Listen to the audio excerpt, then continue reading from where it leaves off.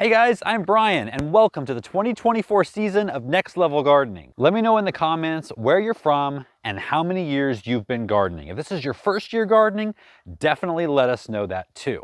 And I want to let you know if you're new to gardening, your life's about to change for the better. And those of you who've been gardening for a while, you know that's true. In this video, I'm going to be talking about how I get the season going, starting with seeds. Now, it's too early to start seeds in most places. I know, it's tough to wait, but you really need to wait for the right time. And I'm going to talk to you about when that is in a bit.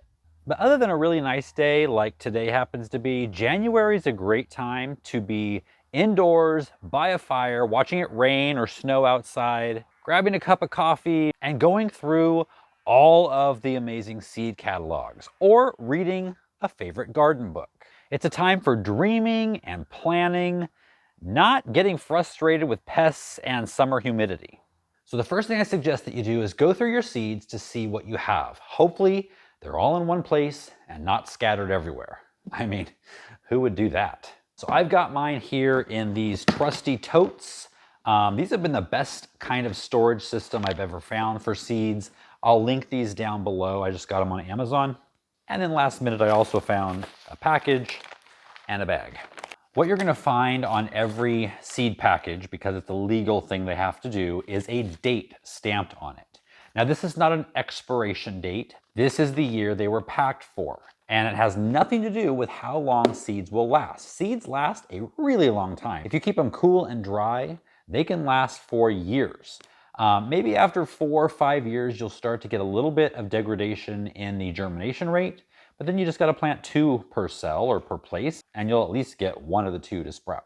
The only deviation from that rule are pelleted seeds, and that's really small seeds that they coat in like a little bit of clay. So they're like little clay balls when you pour them out of the seed packet, really tiny clay balls, but bigger than the seed themselves.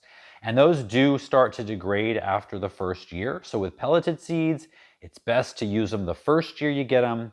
Second year is probably still okay, but you will probably get a little bit of degradation in germination rate. The second thing you're going to want to do is look at your journal or video that I told you to film back in the fall at the end of your summer season when everything was right up here fresh in your mind. Because if you're anything like me, right now, it's not so fresh. What worked, what didn't work, things you planted too much of, and things you didn't plant enough of.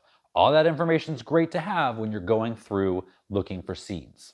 Once you've gone through your notes, make a list of seeds you want to grow this year. Go through your seed catalogs.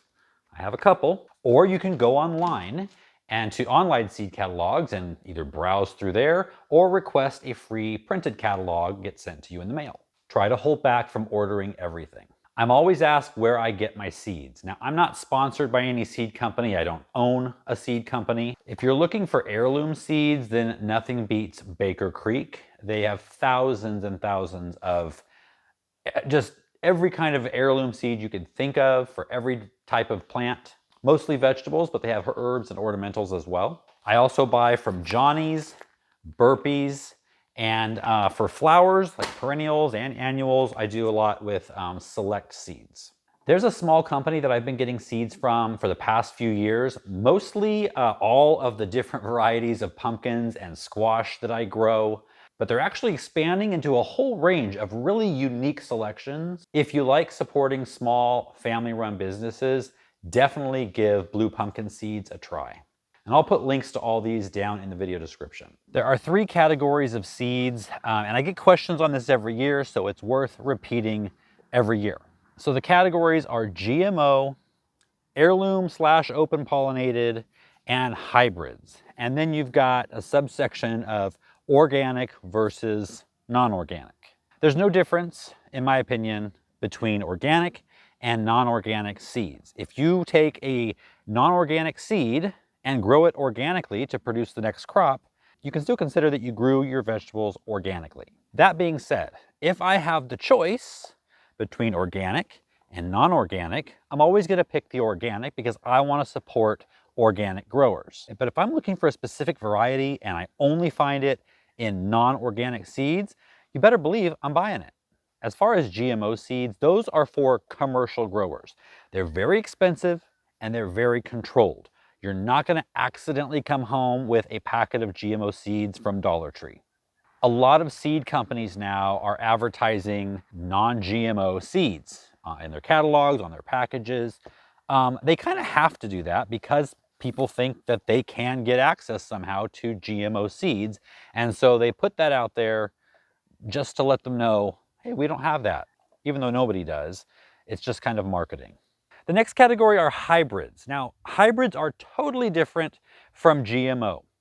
Hybrids happen naturally every single year in your garden because of pollinators, because of wind, but they can also be made in a greenhouse, in a professional environment where detailed records are kept on the parentage of certain plants and then crossing those plants to get a desired outcome.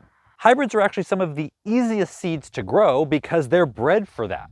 So if you get mildew on your squash, just get a mildew-resistant hybrid.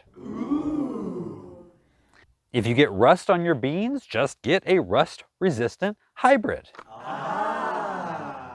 I grew a lot of hybrids last year and had really great results. The only downside to a hybrid is that you cannot save those seeds and have them come true next year. So if I grow a Sun Gold tomato, one of my favorite tomatoes, it is an F1 hybrid, meaning if I save those seeds and planted them, I'm not going to get Sun Gold tomatoes. I'm going to get some variation of both of the parents of that Sun Gold.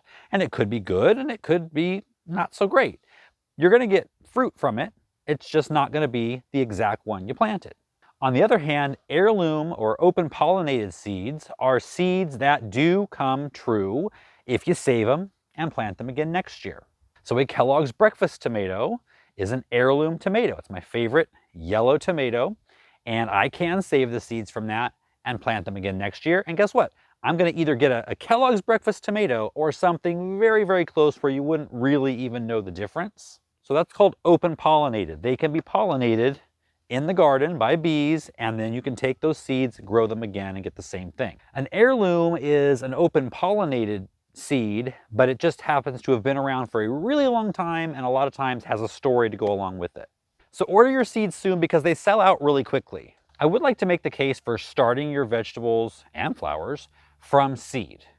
You're going to get a much wider range of varieties of things that you can grow, especially if you go the heirloom route. I mean, there's thousands of things you can grow. If you go to the garden center and get transplants, you're really only limited to maybe 2 varieties of each thing. B, right now with inflation, you want to save money wherever you can save money. And growing your vegetables from seed is way cheaper. We've got a visitor here. I am filming. I'm filming. And starting your vegetables from seed is way cheaper than buying garden center transplants. While we're talking about saving money, I'm going to be starting a brand new series, building a vegetable garden from scratch on a budget, right up here in the cottage garden. I'm only going to spend money where it's absolutely necessary, and even that, it's going to be almost nothing.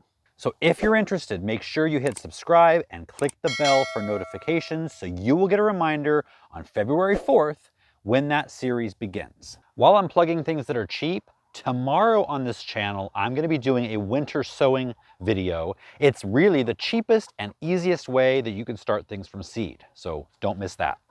Right about now, you're probably wondering, okay, but when can I start sowing seeds? And I hope it's soon. It's different for everybody. The way you find out is just go onto Google and Google your zip code or town, community, and last frost date. And it's going to tell you what date you can expect your last frost date. Then what you can do is go to my website, go to downloads, and download the worksheet that we have there. It's either a digital or a printable version. And all you have to do is put in your last frost date, and it's going to automatically calculate for you when you can sow the seeds indoors and plant them outdoors, all of your favorite crops that you want to grow. I'm going to be doing mini seed starting videos with you over the next few months. And other than the Gardening on a Budget series, they're all going to be using the same items. I'm in the process of setting up our seed starting station here in the garage. Nothing fancy, it's just our old kitchen table. So other than a table, there are a few items I would recommend to help you with starting seeds indoors. Number one are heat mats, and there's several different sizes. But basically what they do is they raise the ambient temperature under the seed tray to about 75 degrees, or I would recommend getting one with a thermometer and thermostat. And what that does is that speeds germination. And a lot of your summer crops like tomatoes, eggplant, peppers, squash, they all like that bottom heat. And I can get tomatoes to germinate within 2 or 3 days with a heat mat. So it's very helpful. In fact, starting peppers indoors early, it's almost a necessity. They're not very expensive though, they're actually very affordable. Another thing would be an old oscillating fan. Again, nothing fancy. What this does is it keeps the top of the soil dry, and so that prevents damping off, which is a disease. If you ever had seedlings that kind of look pinched at the bottom and fall over dead, that's damping off. It also helps prevent fungus gnats. But one thing that it does that's really great is it strengthens the seedling. So as they're blowing in the breeze, they're kind of getting a workout so that when they are taken out of this nice, comfortable, secure location and put out in the cruel world in the garden, they're going to do a lot better because they are stronger. Then you need something to grow in. You can use recycled plastic cups, recycled or reuse old 6-packs from garden centers, takeout containers, anything that will hold soil and has drainage in the bottom. I started using these a couple years ago and will never go back. They aren't free, but they will last for years, and they were an absolute game changer for me. And it comes with this little stand. This stands above the water level and keeps the seed tray above that level, so they're not just constantly soaking in a swamp. And then this is a wicking mat, and part of it hangs down into the water. That water, through capillary action, is wicked into this mat. And then as this sits on top of it, the potting mix in this tray is touching that wicking mat. So it wicks it up into the potting mix, so you never have to water. All you have to do is just make sure that there's water in here. I will leave a link below to that product if you want to give them a try. As far as growing medium, any indoor potting soil or seed starting mix will work. You basically want something that's been sterilized, and both of those have been, and that prevents any kind of disease or fungus gnat eggs from surviving to reawaken here on your seed starting table. The last thing they need is sunlight. Now, if you have a south-facing window that gets 6 to 8 hours of direct light, like you're sitting in there and all of those 6 to 8 hours, you're gonna get hot because it's directly pouring through that window. If that's the case and you have that, that's great. You can start your seeds there. If you don't, then you're gonna need to invest in some sort of a grow light. Now, don't let that scare you. Check this video right here. It's gonna give you so many options of grow lights in your budget. Now you know what to get together to start seeds indoors so we can do it together in a couple weeks. I'll see you next time.